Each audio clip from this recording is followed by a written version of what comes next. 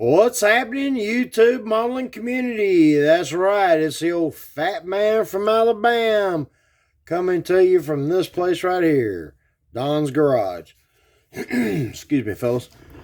Um, we got a little update video on the 40 sedan delivery, but let's get the particulars out of the way first.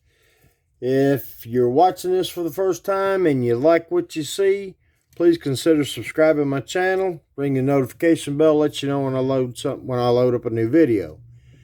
Anyone out there, any content creator with a shop card that would like to swap shop cards with me, here's my card. Email me at this address. Put shop card swap in the subject matter. We'll swap shop cards. Also, fellas, if you like what you see or you don't, hit the like button, the dislike button. Drop a comment down below. Love reading the comments. So, all right, we got all that nonsense out of the way. Well, there it is. We're far from being done. Bo, I have made a lot of small progress on this little old street rod. We've got the door hung and hinged. Let's give it a light tug. There it is. Got a plastic scratch build hinge on it. Let's get it around here. Just a simple hinge, but it does do the job. As you can see, it's a little looser than I like. I clearanced the tubing a little more than I should have. But I'm also, paint will help tighten some of that up. So I'm not too concerned. As you can see, the last video, there was a big chunk of white plastic in here. Well, that's glued in to later, as I've already done, trim out to give me my lip for the door to set on. But it all works good. It opens and closes. It flops a little bit. Like I said, I got a little carried away when I clearanced it. That's on me. Also, let's turn it this direction, something like that. We'll set the hood off. We've also been working on changing the firewall. Let's see if I can pick this up without shaking things too bad. If any of you remember this kit or have built this kit, you know there's a massive gap right here. And I still got a good bit of a gap there to work, but I wanted to tighten that up. Did it on both sides. Now that I'm looking at it through the camera, the gap looks bigger on camera than it does in person. But this is all 20 thousandths plastic, glued to the original firewall. I'm going to recut the distributor recess. Change it up a little bit. We're going to do something. I'm going to fabricate something in the lines of a bitchin' firewall type deal. Let's see. I'm playing with a new tripod, so y'all kind of bear with me here.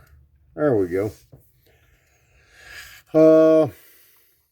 like I said, I've been making a lot of small changes. We'll blow this pig apart, and I'll show you what else we've done. I still haven't made the split bones on it. I need to. But I modified it, the chassis through here. Put a bigger and taller dry shaft tunnel, because when it was all put together in the last video, the dry shaft tube laid against the tunnel. I mean, just it was against it. The way I've done it now, they're not touching. It looks a little better, a little more realistic. But also, in all this changes going on, of course, it's like anything else. You change one thing, you got to change two, then six. I had it all the way up to here, but it interfered with the interior box, which I've also been working on. Let's see if I can get this thing apart without being too big a mess. There we go. As you know, this kit, when you get it out of the box, you set that on there. You know, the interior lays on like that. And these are your inner fenders. And then you wind up with this nasty looking gap all the way around them. So I took some 20 thousandths, laid inside through here, then made the plate to go then I just laid another piece across it this way, traced on the inside, cut close, glued it all together. And as you can see, I've got the interior now has tubs that I can do whatever I'm going to do. I also had to change the transmission tunnel in the interior box, which caused some floor pan issues. So I just did some inlays. I got to blend all this in with mud. They're kind of sad looking, but the transmission tunnel's looking a lot better. Really haven't done anything else to the fenders other than just keep test fitting. There's the hinge. See if I can get this flopped around and keep my hands out of the way. Let's see here. There's the hinge right there. It's pretty simple. You find a pair of tweezers, I can pull the pin. I'm going to show you how this works. I've got it set where the pin goes in from the top so it doesn't fall out throughout fabrication and fit. But there's the hinge.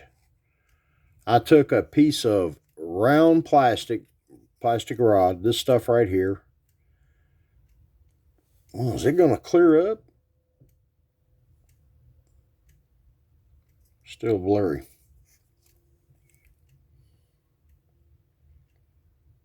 But I cut this piece of tubing. I found the center, cut it in half, made this little half moon piece, as you can see. Glued a piece of plastic rod to it here. Took another piece of plastic rod. It kind of went in, so I drilled it, and that's why I drilled it too big. I'll use a similar idea like this when I do the hinges on the 56 Ford. Obviously it won't be a big hinge like this. I'll make something like this, and I'll cut the width that I need. But that way they'll also all be they'll all replicate themselves. But just set it in there like that with two more pieces of the same tubing cut. One put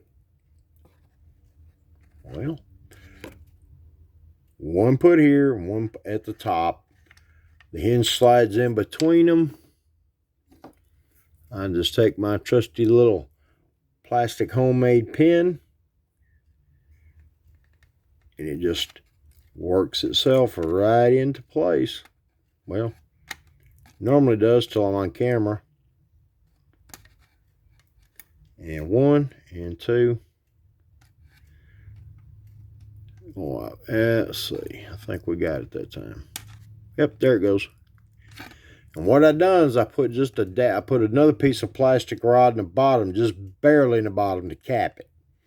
That way the pin cannot go all the way through. Stays in place. Let the door flop open. I also had to notch this corner of the interior box. I'm going to do something there to kind of help hide the hinge a little bit. That's still kind of in the thought process. We haven't got to that point.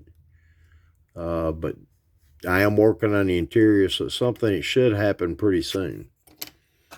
It just goes in. I did leave the little tabs on the interior box here. I just made them smaller.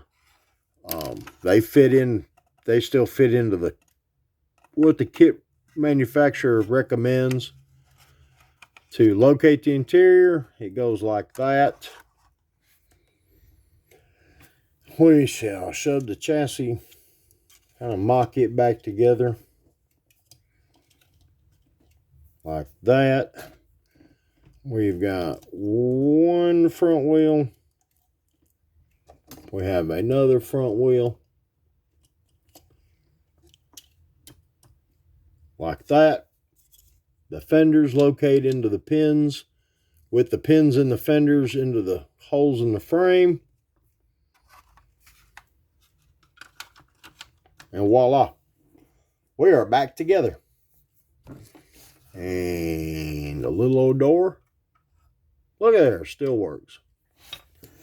Well, that's about it, fellas. I've been struggling trying to do a video on this. I'd say, well, yeah, we're ready to video. Well, and I'd start working on another component, and it went from, yeah, we'll do a video here in a minute to the next day. So, same thing with the day. I've been out here since 10 o'clock. It's after 5 here now, and I'm just now getting around the video because I've been working on this thing. It's been very enjoyable, making me think, but not enough to, fry the old melon, which generally don't take long these days. But I'm pretty happy the direction it's heading. I'm hoping to have things in primer in the next few days. Obviously, you've seen the interior box is a different color. Yes, I messed up the first interior box. That's why we have parts boxes, to make up when we screw up. So, all right, fellas, y'all have a good evening. I'm fixing to get off of here and go grab a bean and chill out for a while. So remember, folks, live, love, and laugh. Let's watch out for each other. Help each other when we can. And always, as I always say at the end of every video, build the model for you. The person that bought it or the person it was gifted to, it's your model. Build it your way. Y'all take care, and I'll see you in the next one.